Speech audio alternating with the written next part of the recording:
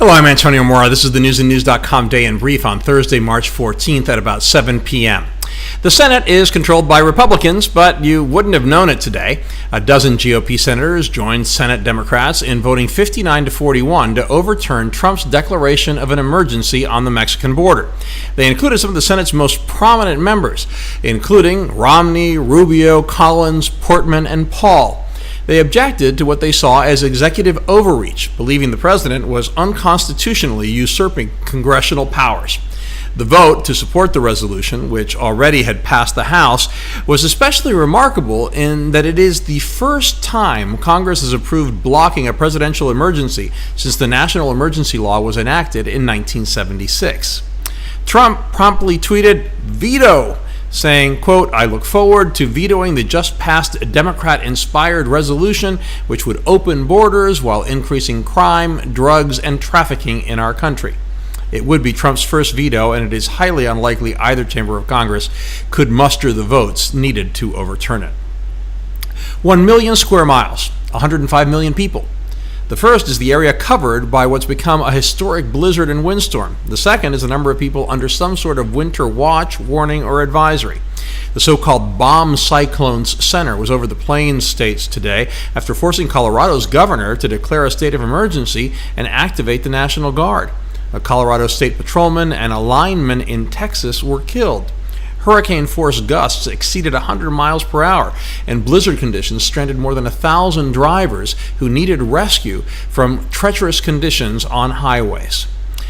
Hundreds of thousands of people from the mountain states to the south have lost power. More than 3,100 flights have been canceled, most of them in and out of Denver International Airport.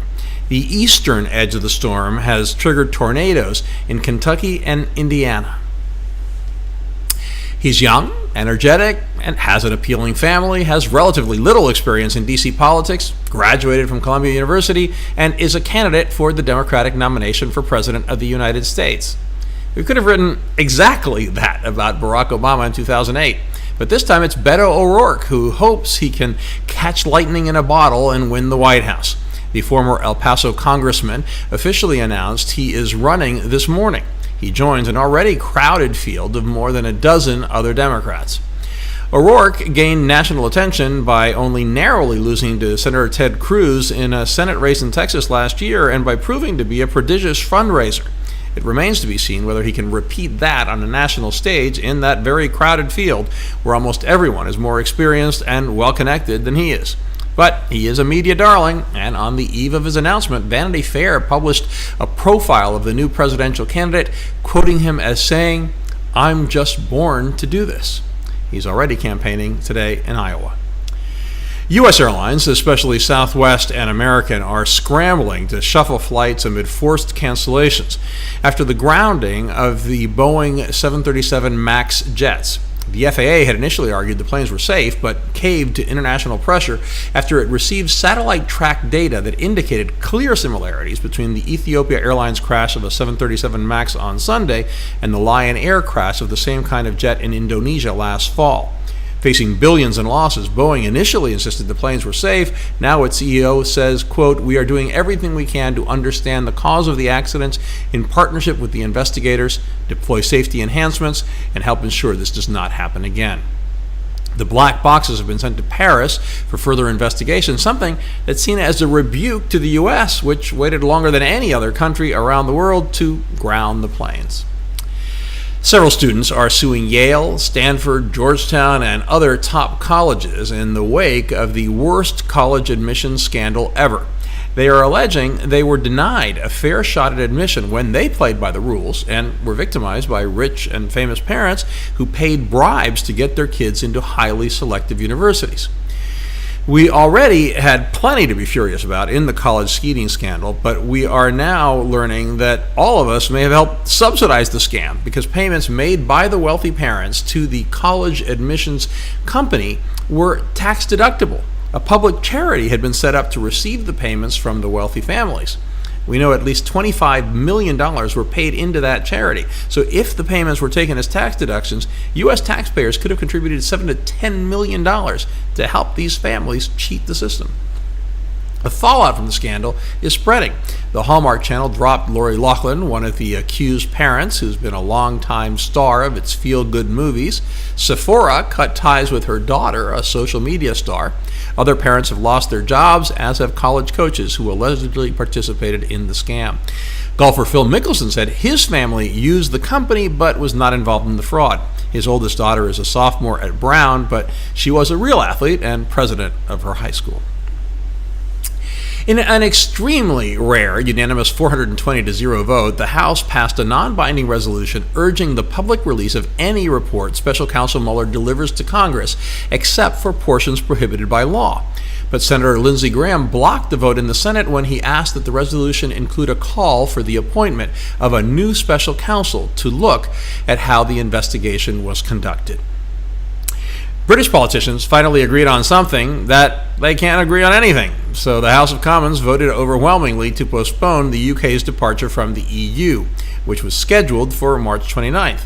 They also voted by an even bigger margin to not submit Brexit to another referendum after the opposition Labour Party changed its tune. However, there's a not so little problem. By law, Britain leaves the EU at the end of the month with or without a deal, unless it cancels Brexit or manages to convince the EU to grant it an extension. That will be easier than done. Top EU Brexit negotiators have said they're not granting an extension unless British lawmakers send a clear message about what they intend to do, and they haven't been able to agree to any deal. Roger Stone and Jussie Smollett don't have anything to do with each other, at least not that we know of, but they both appeared in court today. Stone in D.C., Smollett in Chicago. Stone had his trial set for November 5th, and the judge did not throw the book at him for violating a gag order. Smollett pleaded not guilty to 16 counts of disorderly conduct for allegedly staging a hate crime against him and filing a false police report about it.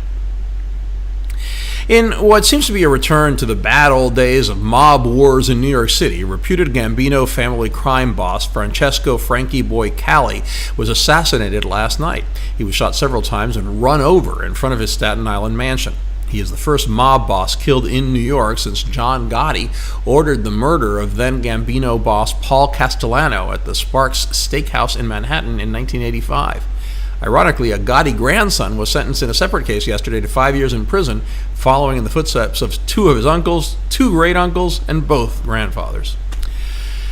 In our alternate universes segment, the great divide between conservative and liberal media today had a name, Beto O'Rourke. On liberal media, O'Rourke was almost treated like the second coming, getting an inordinate amount of attention and coverage, elbowing out bigger stories on what was a very busy news day. On conservative media, it was almost Beto who? Accompanied by some ridicule of the Vanity Fair profile of the El Paso Democrat, where he immodestly said, "I was born to do this." We have all the stories and much more updated around the clock 7 days a week on newsandnews.com, where you will find all you need to know in one place. Please subscribe to our YouTube channel by clicking on the right of your screen just below this video. Please follow us on Facebook at Real News and News, and follow me on Twitter at AMoraTV. I'll see you again tomorrow.